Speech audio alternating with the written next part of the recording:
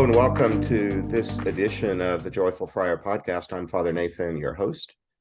I'm thinking of this as the vacation edition of the Joyful Friar because I am at the beach. That's why I'm out of uniform. I don't have my Dominican habit on at the beach. But today we're doing the second of a three-part trilogy on a story that we call Paul, who was -4 man. That story goes all the way back. The dream goes back to 2015. And my friend John Sanchez is here. He was the prayer partner who assisted with that crossing several years ago now. So thank you for being here, John. You're welcome. We already went into the details of his story. The basics were he and three friends had just graduated high school. They were 18 years old. They were in, this was happening in the early 1950s, somewhere in upstate New York, early summer. And he was on a double date, had borrowed his grandmother's car. They were out of an evening. He said the gal that he was with was really more what he called a gal pal. The two in the back seat had romance on their mind and wanted him to take them somewhere dark. So he hadn't had anything to drink. But he pulled the car off into a side road in a woods, and at one point on this, all they had was the light from the headlights. It was completely dark otherwise. At one point, he could feel the car on what he thought was the wooden bridge. As it turned out, it was a pier that ended in a lake, and he drove his grandmother's car off the end of a pier. And he and his passengers drowned. So really tragic story, especially in that they're so young and just had graduated and their whole life ahead of them, all of that. So he came to us in a dream, and John assisted with that passage. So today, we've already told the story in the previous podcast, but today, John, you and I are together under the heading of compassionate response. In other words, in the time that this story has been in the public, of course, it's in the print book, and it's also an audio book. People have read or listened to it. And I've gathered up a few thoughts that have come to me from people who have heard this story, and it touched their heart in specific ways. So that's going to be our focus today. But you were pretty new at this at the time, right? That was the first day on the job. It was. It was. But it was the second of two, wasn't it? Second of two. Yeah. So oftentimes when I schedule with prayer partners to do this work, we schedule sufficient time that we can do two in a row, which usually means scheduling a 2-hour block of time. So you had just finished helping with your very first one, and then along came Paul, -4 man, correct? Yes. So give us a little bit of what you remember about that. I remember it visually. I remember, thinking of Paul waiting by the lake, waiting for somebody to come along. And, it reminded me of some dreams I've had where I was waiting for something.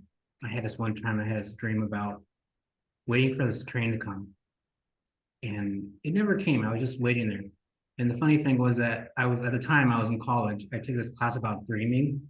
Mm-hmm. And it was like a 3-week course. It was like one of those quick classes. But for the whole time, I couldn't remember any of my dreams. But the only dream I had was that train waiting. Yes, we're talking about compassion, which means the word means to suffer with. And obviously, it's a tragic story. You made yourself available to it without really knowing what you were getting into. And then once you're in it, it's a very evocative story. It has a lot of emotion in it. I'm just wondering if you recall how it stirred compassion in your own heart. When I was hearing about the story, I could kind of visualize it. I visualized him waiting by the lake, waiting for somebody to come.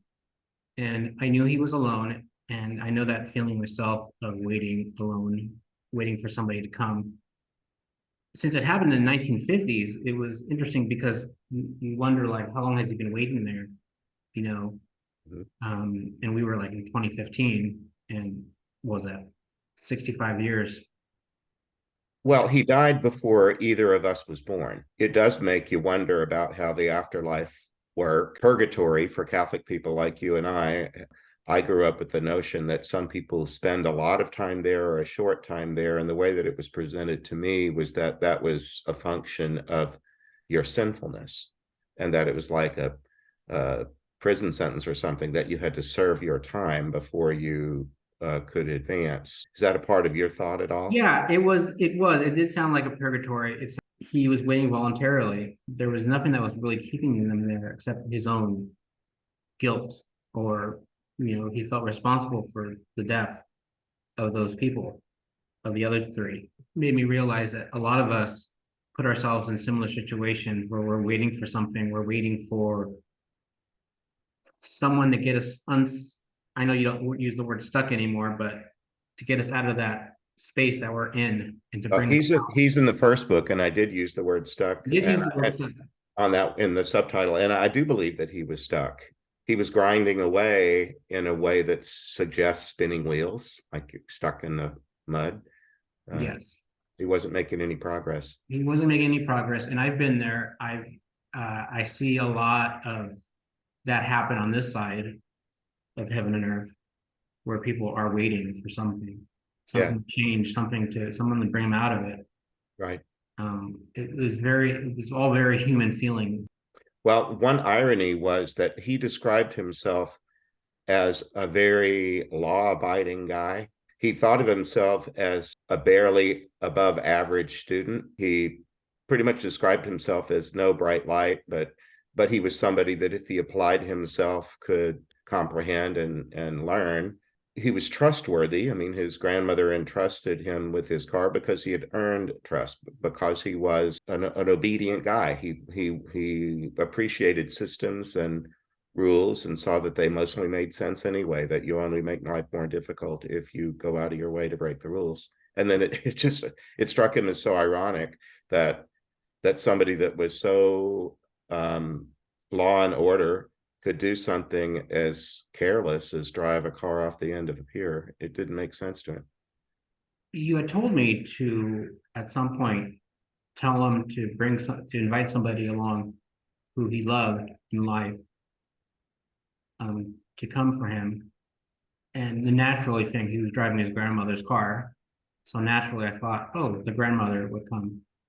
But it was his high school principal. Which was very unlikely. That was out of the blue. Sometimes people come along in our lives where it's not who we expect. It seems like these people come out of nowhere to change our lives. That's something I've experienced.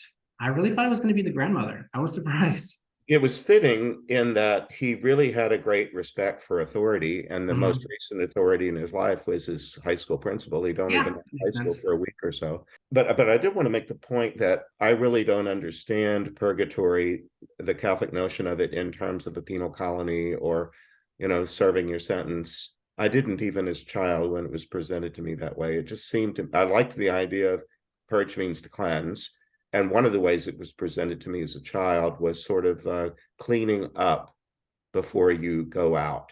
Like my family would once in a great while go to a restaurant. But in the 60s, when we went out to a restaurant, we didn't go in just whatever we were wearing. And we were a family of 5 kids. It took some doing for everybody to shower and put on their better clothes and stuff. Anyway, it just seemed to me that this was a really nice guy who I'd like to know better, who had one really tragic mistake at the end, and it really stumped him. My view of purgatory, coming from a Hispanic culture, was that it was a bad place. And I think that's still seen in a negative way.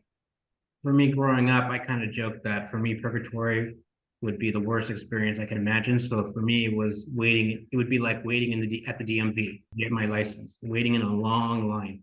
And were you a part of one of those? We did have somebody, I think it was Hal, that described his experience. It was like the DMV. It was a place that he said it wasn't bad, really. It was just a place nobody really wanted to linger, and nobody had bothered to decorate it. It might have had some plastic plant in the corner, and that was about it.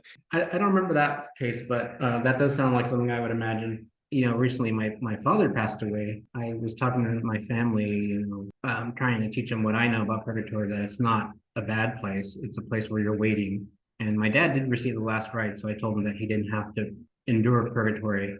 It's not a bad place. It is kind of like a waiting room, and it's voluntarily, from what I understand.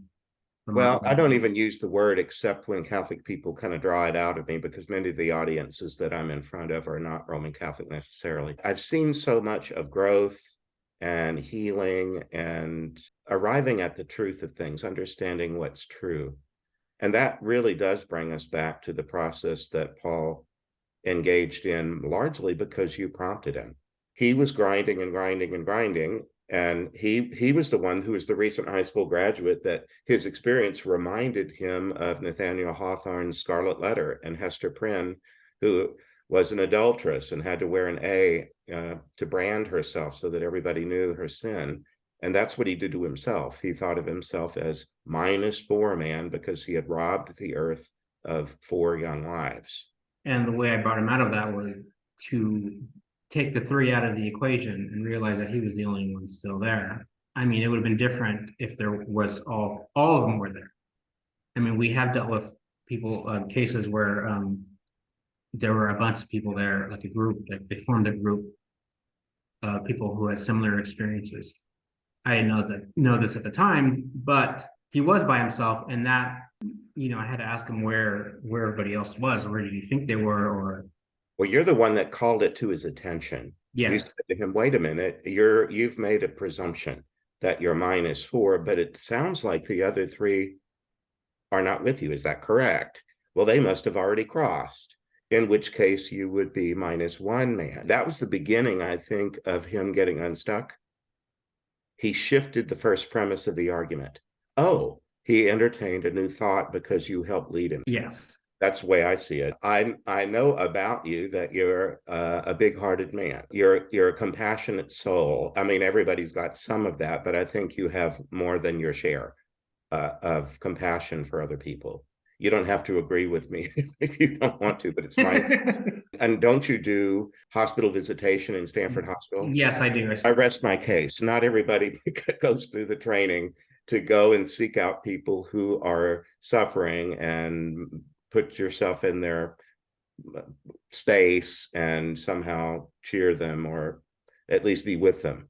I've talked to people that, who've had near-death experiences and who've had situations in their life where somebody has come to rescue them. There's so many stories that I have. It seems like almost like I would have thought I was talking with one of the Afterlife people. It felt so similar to those stories about people having some sort of regret or something that was on their mind and they really needed to let go of something. Yes. Well, and sometimes that can happen well with a stranger like you that walks in with a badge into a hospital room and says, "Hi, I'm John. How are you?" They might open up to you in a way they wouldn't to family members or other people. It is amazing, and I really can't believe that the responses I've gotten from people on visiting in them. Sometimes they're just so grateful just to have somebody to talk to and to listen to them. And I try my best to, if they need time, talk about something. And one time I met somebody named Gail. That's probably all I can say, but I told her about the Wizard of Oz and what Gail meant and, Dorothy and all that from your first book. It really does feel like some of those experiences at the hospital that feel similar to this. Yeah. Well, as things progressed, you did help him identify a strength. He was good at numbers. Do you remember how he talked about words? That's why they have to have dictionaries. And when you look up a word in the dictionary, the same word could have 5 or 6 different meanings. Yeah. Use numbers instead, that 9 is always 1 less than 10 and 1 more than 8, that numbers are a whole lot more precise than words ever are. And so you moved his whole problem away from logic or at least word logic, reasoning with language to make sense of his circumstance. You shifted it over to numbers. I still can't believe that worked. You challenged him to think of it in terms of algebra. After that, he really didn't need much to get along. All you had to say was, now, you remember how this works, don't you? Now all we need to do is add +1 on both sides. X -1 + 1 equals y + 1, and then we'll have solved it. It must be your grandmother that's coming for you. And he said, no, wait a minute. It's Mr. Wambacher. I kind of wonder how much they knew of each other. I mean, like, I remember my high school principal, but I'm not sure if she remembered me. I know my remembers me. I mentioned her in my first book, and she wrote me a letter, and Oh, is really bad. 2 letters, actually. It's very sweet. She's a nun, and when she heard about the work that I do, she said, that must be very, very difficult for you, so I'm going to pray for you. So I just thought that was sweet, because there are moments when it is difficult. On the one hand, it's joyous, but there are difficult aspects to it. yeah. Well, he did that. His high school principal, for our viewers and listeners that don't remember, the high school principal, Mr. Wambacher, showed up holding a football jersey, purple and gold, with a 1 on it from their school, and said, put this on. And it was like, kind of like watching him become a superhero. He put on the cape. I imagine that happening in like a basketball gym for some reason. Oh, did you? I imagine that in a basketball gym and other people were around in my mind when I pictured it. Hmm. That's how I imagined it. Well, however we imagined it, it worked for him. He put on the 1, and that enabled him to cross the equal sign into, and now he calls himself Captain Infinity. Remember that? We asked his permission to use his story and said, so are you still +1 man? And he said, no, I don't think so. I think I'm Captain Infinity. So I thought that was a sweet thing to go all the way from grinding away at how this terrible thing could have, how I could have subtracted 4 lives, to thinking of himself as Captain Infinity. That seems purgatorial to me. Moving through healing, cleansing, however you want to think about it, and now being free to get on with it. And I think the compassion is contagious in a way, because he was checking up on me afterwards. Yeah, tell our audience a little bit more about that. Paul seemed very friendly, right? And I'm sure it was lonely for him waiting all that time. But as you said, you talked to, when was that? How did that come up again? Oh, you're doing the when you permission. get permission for the book. Yes, we always go back and ask these people in a second session, is it okay for us to tell this story publicly? And then he said he was it haunting or spooking? No. He called, well, he was being facetious, but he said, Yes, I know. he was haunting you. He knows that he's a ghost or a spirit or something, and he's hanging around you. He called it haunting. Yes, he was. And after that, I could feel his presence every once in a while, and he did care. He did care, and he would check up on me, and I would feel moments when I felt down about something. Or it does help knowing that somebody's there. I prayed for him. I've kept in contact as best as I could as well. And I don't know if people understand that praying for a person isn't just sending good wishes into the atmosphere. Praying for a person creates linkage. Yes. Heart to heart. It's not a message in a bottle that you throw in the ocean. It's when you pray for another person, it creates linkage. And I don't say that just as a Catholic priest, but I think that's just a universal law, because prayer, or even whatever language people might use for interceding for another, or wishing well in a way that involves spirit, it creates linkage, and it did between you and he. I did feel similar experiences to that linkage, like in a way. There was a lady at my church where I worked at a church in Menlo Park, and there was this woman that had Alzheimer's. One day it was during this, we had this really long heat wave one time. Her caregiver was there, brought her to the church because we had air conditioning. So she was just there, her caretaker was lighting candles, and I was just sitting there, and, I talked to her every once in a while about, but we really can communicate, because she was always happy to see you. But then we were just quiet for a second. I just sat next to her, and I thought, oh, someday we're gonna talk again. We're gonna talk again in heaven, and she's gonna be herself, no longer with Alzheimer's, and we're gonna talk about our lives. And I think that linkage is that we make those connections here on earth as well. Yes. You know, when we pray for somebody, when we talk with somebody, when we visit somebody in the hospital, it all comes back at the end, you know. I call that joyful hope. There's a prayer in the Catholic Mass that it interrupts the Lord's Prayer. You know how Catholics will stop at "deliver us from evil," and the Protestants keep going and say, "For thine is the kingdom." There's a little prayer in the middle when we say Mass that says, "Deliver us, Lord, from every evil. Grant us peace in our day. In your mercy, keep us free from sin. Protect us from all anxiety as we wait in joyful hope for the coming of our Savior, Jesus Christ." And that one is real important to me because I'm, especially after I started this podcast with the rather audacious name, the Joyful Friar, in it. It's St. Dominic's nickname, not mine, but I am kind of appropriating it to myself. And I don't think it's possible to be joyful every last minute, but that doesn't mean you can't wait in joyful hope. And that's what you were saying to this woman. You still have Alzheimer's, and I can't do anything about that, but we can wait in joyful hope for the day when that's gone, and when everything is said and done, and you and I can be friends. That to me is an example of joyful hope. It was very peaceful after that. I mean, she passed away later on, but I still pray for her. And I started doing this prayer for people that had died when I was a little kid. And, I tell that story on stages and stuff whenever I'm doing major talks, that on the one hand, the oddity of this particular modality of people coming in the night and then allowing them to speak through with a prayer partner and write books about it. Before all of that, I was just falling asleep at night praying for the people that had died that day. When we used to go when my dad would take me to the bank, they had those zigzaggedy ropes, kind of like they do at amusement parks, where you have to keep going in and out and in and out until you get to the front. I thought purgatory must be like that. And so I prayed for whoever was agonizingly at the front, but the line wasn't moving. Yeah. Anybody that needed one more prayer, that mine would kind of push them over the edge. And then I'd pray for whoever just got there, because nobody wants to walk in and see a long line. And then I'd pray for who was ever in the middle. And, I had this whole thing going on.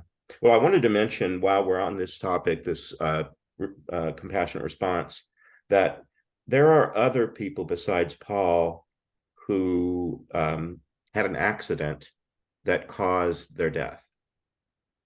But then there are people who had an accident that they survived but caused the death of others, or maybe life-altering injury. Or there's lots of people that have had something that they did, perhaps even accidentally, or perhaps just unwisely in a fit of anger or something. There's plenty of people, some of whom might be listening to this podcast, who did a thing they wish they hadn't done, that negatively impacted the lives of others, maybe in ways that were quite severe. And I just wanted to say, you might want to find this story in Afterlife Interrupted, Book 1, go back to it, and start working on, can you let it pass somehow? Can you live in the present moment rather than having that past moment dominate? That's really what had happened to Paul. And he was outside of time, I think. We got nothing from him that suggested that he was frustrated that decades had passed since his accident. He wasn't really, time was not the issue. It was just the frustrating lack of movement. He couldn't get any traction. He felt like he needed to make sense. That dovetails with the last thing that I wanted to make sure that we brought up in this little podcast, was the idea that this life between now and your last breath must make sense. A lot of movies do that to us. Many of them are fictional stories where the writer gets to write the ending, and it's very satisfying when the struggles that you've followed a fictional character through get resolved in the last chapter or the second to the last chapter. And sometimes in fiction, if that resolution doesn't happen and the book ends, you feel like throwing the book at the author. What the hell? I spent all this time with this book and it ends like this. But sometimes life does. It does end in ways that don't seem to make sense, or at least episodes in life, if not the end of life, parts of a life, a job you left, or or a relationship that ended in a particular way, or whatever. Some things don't get tied up nicely, and you're left with this sense of frustration that they're not complete somehow. What I would say to people is, don't demand of life. Well, this is me giving advice, and you don't have to take it if you don't want, but this is the way I live my life. I've given up demanding that every chapter or episode makes sense, or being angry at people because the impact that they had on my life was irrational or nonsensical or stupid or something. I'd rather just let it be. Do you remember that in the second time that we were with Paul, he mentioned that he spent part of his time since he had been with us just sitting next to the lake that he died in? Yes, he saw it differently than after he had gone. He saw it as a peaceful place now, not as a place of tragedy. About Paul telling us about sitting next to that lake, that after our encounter with him and his crossing, that part of what he chose to do, or I think maybe even was directed to do by helpers, was just come sit down over there. And then he talked about watching the sun rise and set on it. He talked about bugs and frog, the way it smelled. He just got used to this place where he had died being a part of God's creation with a life of its own, and with a certain loveliness and peace about it. And it seemed like it was redemptive. It was turning a place of horror and tragedy and frustration, all of which was in his imagination. I mean, he didn't make it up, but it was in his mind, into something that could be seen from another point of view. It was a place of a peace, he didn't have a negative connotation of. Sometimes people can do that on their own by simply making a decision and trying something new, meditative, and so on. Oftentimes in my life, that's involved the help of a counselor. I can get myself into a certain pattern of thought where I don't see any other way to think about a thing, and forget about the possibility that there even is another way it could be thought of. And then the other person, the counselor or the compassionate listener, might just say, well, yeah, but have you thought of this? Which is what you did. Yeah, but have you thought of this? And then if we're humble enough to accept a new idea, small miracles can happen. We might move from spinning our wheels to actually getting somewhere. Anything you want to say before we end this part of the trilogy? I think sometimes to get out of these cycles of being stuck, we need to keep busy. Like for me, I like to keep busy just to not have time to think about other stuff, that maybe not usually things I shouldn't be thinking about, or negative thoughts. I think Paul has chosen to be busy. His compassion has grown to other people as he showed up in some of your other stories as well. Yes. He said at one point he wanted to be like an afterlife helper, or he Yes. wanted to do what we're doing, but on that side, or like a greeter in a way.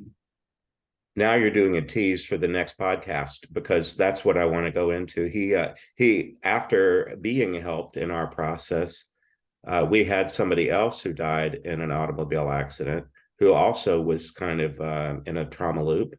In his case, he had driven off the side of a raised roadway and rolled down an embankment to his death. And in his afterlife, he kept living he said he felt like he was inside a dryer, tumbling. And he created a different kind of looping. His wasn't about making sense. His was just about the physical sensation of bouncing off the roof of the inside of his car. And he was angry at himself for not having worn a seatbelt, because if he had had a seatbelt, he might not have been that object that hit the roof and the floor and the windows. And so he was angry at himself for that. And Paul was the guy who came to help. So that was cool. Audience, thanks for indulging us in this vacation edition of the Joyful Friar Podcast. I'm Father Nathan. grateful for your interest and praying for you and for whatever is important in your heart of hearts. Thank you, John Sanchez, for being a part of this show, and we'll see you on the next one. I hope you enjoyed this episode of The Joyful Friar. You can visit me at nathan-castle.com. Send me a message by clicking the contact button.